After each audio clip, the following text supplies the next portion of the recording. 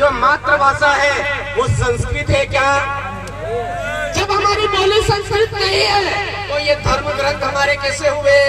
ये तुमड़े हमारे नहीं है, ये बाहरी है मेरे साथियों, तुमड़ों से बाहर निकलिए, बाहर निकलिए मेरे भाइयों। इसी तरह से मुस्लिम का जो धर्म ग्रंथ है वो है कुरान, और कुरान अरबी और उर्दू लैंग्वेज में है। क्या हमारी मातृभाषा अरबी है? क्या हमारी मातृभाषा उर्दू है? तो भाई वो भी हमारा बाहर का धर्म है। ईसाई जो बाइबिल है, बाइबिल कौन सी भाषा में लिखी हुई है? हिब्रू भाषा में लिखी हुई है। क्या आदिवासी भीलू की हिब्रू मातृभाषा है क्या? देश के मूल बोलियों की बोली भीली बोली है, भीली बोली में हमारी बाइबिल नहीं लिखी हुई है, इसलिए वो भी धर्म ग्रंथ बाहरी है। हमारी अपनी एक अलग संस्कृति है, हम प्रकृति पूजक हैं, पेड़ पूजते हैं, ननामा पीपल पूजते हैं, मैडा करमड़ी पूजते हैं। हमारे यहाँ पर अलग अलग गोत्र में जैसे डामोर है, हमारे जिजुआ पूजते हैं, हमारी अपनी अपनी कुल बतैया है, कुल देवियां है मेरे साथी। हमको हमारे पूर्वजों की बदौलत जो जमीन प्राप्त हुई है उस जमीन की रक्षा करनी हमारी जिम्मेदारी है। 1 इंच की जमीन हमको किसी को देनी नहीं है कि हम जमीन बचेगी तब जाकर के हम बचेंगे। आज सुप्रीम कोर्ट बोल रहा है देश के मूल मालिक है हम। थोड़ा सा मैं आपको अवगत करवा दूं, सुप्रीम कोर्ट को पढ़ने की जरूरत नहीं, यहीं पर पता लगा लीजिए। आज जो चम्मच आई है, चम्मच बहुत गर्मी है, किसको देख करके बनाई है? हमारे आदिवासियों के 60वें को देख करके बनाई है, 60वें को देख करके बनाई है। आज जो नहीं है परात जो खाना बनाने की, वो परात किसको देख करके बनाई है? हमारी कसौट को देख करके बनाई है मेरे भाइयों, कसौट को देख करके परात बनाई है इन्होंने। और ये जो पलंग कह रहे हैं ना, पलंग, ये हमारे गांव के खाट को देख करके इन्होंने पलंग बनाया है। जो डोरिया है, डोरिया में ये कहते हैं डोरिया प्लास्टिक की जो बना रहे हैं ना, वो किसको देख करके बनाई? हमारे खागरे के जड़ है, उस जड़ को चीर करके हमारे आदिवासी डोरिया बनाते थे, उनको देख करके इन्होंने डोरिया बनाई है मेरे भाई, उनको देख करके बनाई है। आज जो सिड्रिल है ट्रैक्टर की, हमारा हल है, उस हल को देख करके इन्होंने सिड्रिल बनाई है। हर चीज देख लो, आदिवासियों को देख करके इन्होंने बनाई है। तो मालिक कौन हुआ? जिसने पहले बनाया वो हुआ कि नहीं हुआ?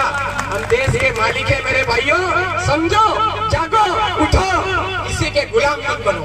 आज हमारे यहाँ पर मैंने सुना सरपंच साहब किराएदारों गुर्गों के गुलाम बने हुए हैं। सरपंच साहब अपने आप में आप देश के मालिक हैं, किसी गुर्गे के गुलाम बनने की जरूरत नहीं है। देश के मालिक आज हम संगठनों के गुलाम बन जाते हैं।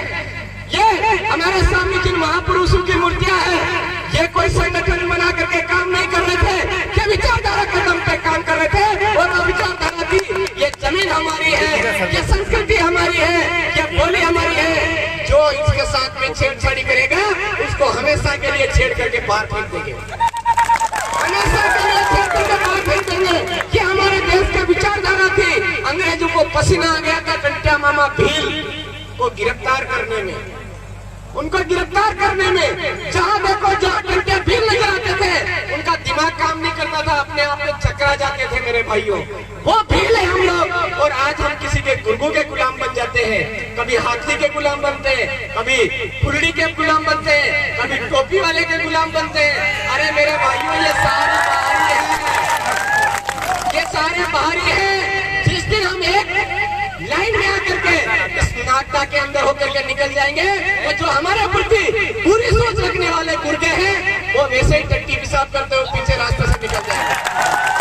एक बन जाइए मेरे भाइयों, एक बन जाइए। हमको एक बनने की जरूरत है, एक बनने की जरूरत है। हमारे बाप दादा पुरखों के इतिहास में पढ़िए, उठा करके देख लीजिए। हमारे एरिया में जब अंग्रेज निकलते थे तो बिना 2 रुपए 1 रुपए दिए निकल भी नहीं पाते थे। ये हमारे भीलों की ताकत थी। और आज हम लोग टट्टी पेशाब का बना हुआ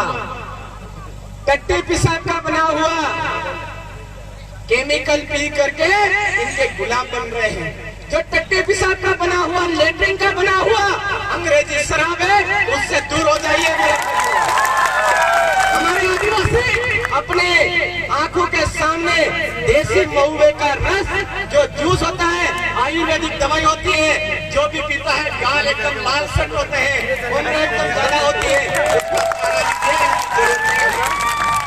इसकी जरूरत नहीं है हमको मेरे भाइयों। आज एक कट्टी पेशाब का रस है, इसकी वजह से हम गुलाम बन रहे हैं। हमारा कोई भी लेन देन होता था तो कभी रुपयों पैसों की जरूरत नहीं पड़ती थी, रुपयों पैसों की जरूरत नहीं पड़ती थी। हम आदान प्रदान हमारा अन्न जो है उसका कर देते हैं, जिसके पास में है उसको ले लेते थे, आमने सामने ये कर देते थे। हमारी फसल काटनी होती थी, हम सब एक साथ में हांडा फुटा करके फसल काट देते थे, किसी के गुलाम नहीं थे। आज हमको समझने की जरूरत है, हमारे बाप दादों की जो व्यवस्था थी उस व्यवस्था को लेकर के चलना है। हमारे बाप दादों की व्यवस्था क्या थी? गांव में किसी को मुखिया बनाना है तो पूरा गांव एक जाजम पे बैठता था, जाजम पे बैठ करके सबसे सर्वश्रेष्ठ आदमी जो सबको साथ में लेकर के चलता हो उसका चुनाव कर लेते थे। कहीं वोट डालने की जरूरत नहीं पड़ती थी मेरे भाई, कोई वोट डालने की जरूरत नहीं पड़ती थी। और आज हम लोग क्या करते हैं? फुल्ली का टिकट चाहिए तो यहाँ से गाड़ी भर करके पता नहीं किन के घरों में जाते हैं जो किराएदार हैं उनके वहाँ पे, और वो लोग हमारे लोगों को गुलाम बनाते हैं उन फुल्ली के पीछे, उस हाथनी के पीछे। हमको फुल्ली हाथनी की जरूरत नहीं है। हमारी समाज की जो जाजम है उस पर बैठ करके हमारे लिए लड़ने वाला कौन है, संवैधानिक मूल्य को जानने वाला कौन है, आदिवासियों के हकों का इतिहास जानने वाला कौन है, उसको चुनना है और राजा बनाना है मेरे भाई, उसको चुनना और राजा बनाना है। कोई पैसा दे रहा है ले लो, हमारे नाम का खा रहा है डकार रहा है मेरे भाई, वही दे रहा है वो कट्टी पिसाव वाला ले लो, दुकानी चलाओ उनको ही पिलाओ, दुकानी चलाओ उनको ही पिलाओ। हमको गुलाम बनने की जरूरत नहीं है मेरे भाइयों, समझने की कोशिश करो।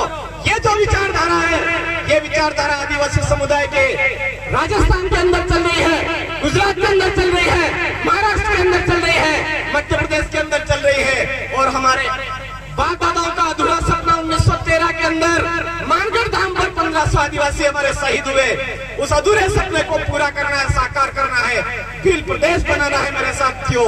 हमको धैर्य के साथ में आगे बढ़ना, किसी से डरने की जरूरत नहीं है। और जो गुर्गे डरा रहे हैं, जो गुर्गे डरा रहे हैं उनसे मैं कहना चाहूंगा, यहाँ पर अभी प्रतिनिधित्व आया है, खाली प्रतिनिधित्व आया है, और एक एक प्रतिनिधित्व के साथ में एक एक लाख की संख्या आएगी। आप विचार कर लीजिए, ये जो भाई है 1500 जो आदिवासी भाई आज यहाँ पर मान लेते हैं आए हैं, तो 1500 लाख लोग यहाँ जिस दिन उपस्थित होंगे उस दिन आपका क्या होगा मेरे भाई। इसलिए मेरे जो भी है उनको यही कहना चाहूंगा कि आदिवासियों के साथ अत्याचार बंद करो, शोषण बंद करो, और आपके दिमाग के अंदर जो गोबर भरा हुआ है कि ये लोग हमारे गुलाम है, वो गोबर निकाल दो, हम भील प्रदेश बना के रहेंगे। जय जय जोहार, जय आदिवासी, जय भील प्रदेश। मैं आपको एक नारा दूंगा, टंट्या भील अमर रहे, अमर रहे, अमर रहे, आपको बोलना है। अरे टंट्या भील अमर रहे, जय जोहार का नारा है। और ये जो जमीन है दिमाग में